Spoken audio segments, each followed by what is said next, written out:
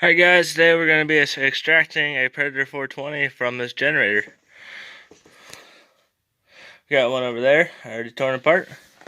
One of the things you might want to consider before you do this is it doesn't have gas tank mounts on it. And it won't have this plate for like the throttle plate. So that's a couple things. And you're going to need to swap the crank so you have a keyed shaft. Because if you look at this one, up inside there, that's a tapered shaft. And it's got this weird side cover, so I'll have to swap it out for a regular one. But we're going to need these 420s for projects. Both of these generators are a couple years old and don't make power. So I'll show you how to take one apart. You're going to need a 1/2 inch, 10mm, and an 8mm, and a 7, but I haven't got that one out yet. And you're going to need a cold snack of your choice. Cheers. Alright, we're going to start with pulling this cover. It's 4 8mm bolts. And then I've already tore this apart one time because I was trying to make it do power. So I pulled all the wiring off of it. It's just these 4 are ground and then a couple clips. And then you go over here to this side. Underneath, there's the wires for your oil sensor and your carburetor crap. You just unplug them. There's little bolt style connectors. Pull them apart. So once we pull these off, I'll show you how that looks. Alright, now we got these 4 8mm pulled. This slides off. And we're hung up on something. Alright. So that's all. If you can see the side of the motor, you take this and I'll show you guys how to split it to pull this on and off switch. So we gotta have a kill switch on this for testing purposes. But now we're gonna pull the gas tank, which if you come over here, we'll just set this in the pile. We gotta to pull the gas tank, since there's no fuel line or carburetor on this one, because I busted off the fuel bowl. There's 4 10mm around the gas tank, and these 2, and the gas tank slides out like this. So I'll show you, but let me get those bolts pulled real quick. Alright, so there's the 6 10mm bolts pulled out. Get yourself a magnetic parts tray. It helps a lot. So now this slides out like this, which is going to tip the gas tank down, but it'll be fine. Come on, tip out. Pull out and slide out, because it's got to slide out of here, but you got to get it at the right angle. There we go. So now you're just going to slide that out. Just going to drop that down. Take this, sit there, and now you slide the gas tank out, which that's quite a bit of fuel in it. I didn't realize that. Let me get 2 hands and I'll pull this out and I'll be back. So just a side note, to get the motor out, you didn't need to pull the gas tank. You didn't need to pull the front cover either. Just so it makes it a little easier to see everything, which it's like 10 bolts. It takes like 2 minutes. But now we're gonna go ahead and I want to get rid of this crap right here because that's all garbage. So I'm gonna go ahead. There's a little bullet connector in here. You pull it apart. See? So now you take this black wire, the one right here. We'll tuck it up out of the way. And you take your clippers and clip that right off if you don't want the low oil sensor. So let me grab the clippers. They're right here. Let's go ahead and clip-a-roo.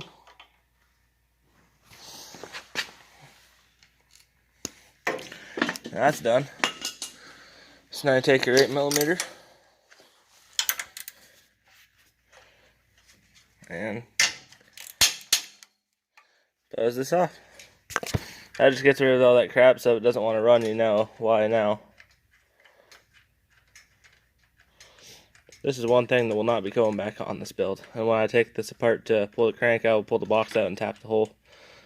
And probably delete the governor while I'm at it. Now I take your bolt, put it back in. You don't have to, I just do it. After this, we're going to pull the exhaust shielding and probably pull the exhaust off for now just to make it a little lighter when we pull it out. And I went ahead and put some masking tape over the carburetor so it didn't get a bunch of dirt in it. So now I'm going to go ahead and pull the exhaust. Alright, the exhaust shielding's held on by 7, 8 millimeters. Just pull them around there. There's 4 here and 3 on that side. And then when you want to take the exhaust off, there's 2 10 millimeters. We want to pull the 2 out of the whole bracket. That one, and there's 1 down here, because you're going to need to get to these to split the case.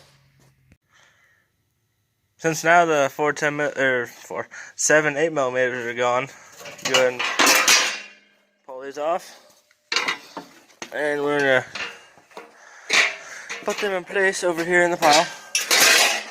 So now we're going to go ahead and pull these 10 millimeters. There's 2 there, 1 there, and 1 at the bottom. And then we'll pull this shielding so we can get the muffler off. It just frees up some space. Alright, now with those 10 millimeters out, you drop that there. That's a good spot for it. So now there's 1, 2, 3 8 millimeters on this plate, and that'll just give us better access to the 1/2 inch of 13 millimeters down there. So let me get those off and I'll show you how to do that. And I got a cool spot for the spring, so I can just have the spring held so that when we test fire it on the bench, it doesn't try to over rev. Alright, so you pulled those bolts out, so now you take this, wiggle it out of there. It's a little snug. Alright, we got that out. So while you're thinking about it, you take one of those 8 millimeters and slap her back in the side cover. Otherwise you will forget and you will be mad when you go to look and you don't have another bolt. Put that in there. Now we take this, set it up, we figure out a way to get the spring out of there, and then we go ahead and take those 2 nuts out. I'll be back when we get this off and we're ready to take the exhaust off all the way. So pulled the 2 13 millimeters right here and right here. Did it with a 1/2 inch because you got to use the wrong tool to get the job done. So then you grab it and just get ready to start yanking on her. Sweet, got the whole thing, got the shielding. And we'll set it over here. Take that off. That muffler will go back on when we're done. Just for now. So now we're going to go ahead and pull, I think they're 14 millimeters. There's 4 of them all the way around. So we can start pulling the motor and then we'll split this. That'll be the fun part. Alright, so now we take off, there's 4 of these. 1, 2, 1 down here, and then there's the 4th one right here, which is snapped off. So that might be part of the reason somebody's definitely been here before. So now I pull all these off, and then we'll pull it apart, and I'll show you the next step. So now we got ourselves a big old pry bar. And so we got to pick it up off these studs, and then slide it out this way. And it should slide out just fine. You can leave that end bolt in, right there. Should slide out. It's going to be hard to film, but I'll probably film about halfway through.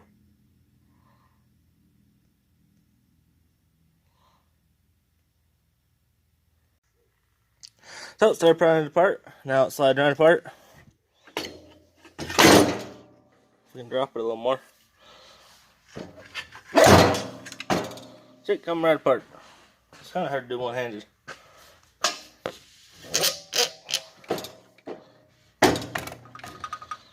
Come on.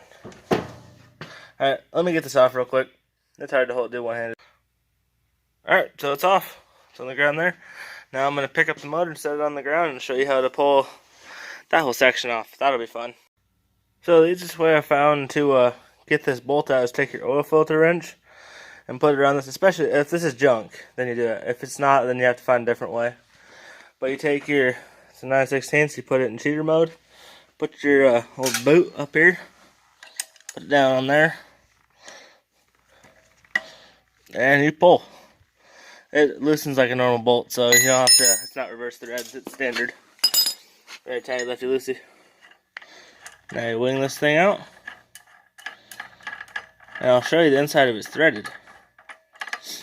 So I found another thing that works. It's a custom made tool. See, look at that long thing. Alright, let me grab my custom tool. So the custom made tool is one of these bolts that I cut the head off and I cut the threads off. See if you line it up here. And I cut a 1/4 inch off that, and then I made had a piece of all threads in here perfectly. And then I took and put It's a 5/8 and 11/16 nut welded together. It's kind of spotted because it was trying to weld it with a stick.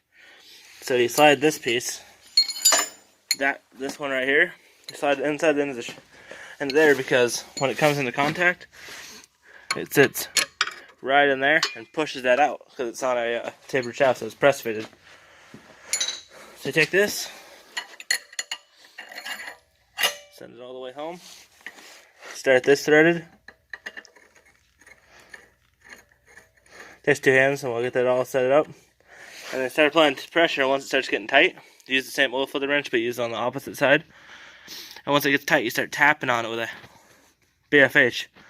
And it should pop, make a loud pops noise, and come off. I wish you guys could have seen the struggle with this. I had to go make another custom tool with a socket and then weld a nut to this. And I bent my rebar. That's still hot. Ow. But it came off there. It took a lot of force.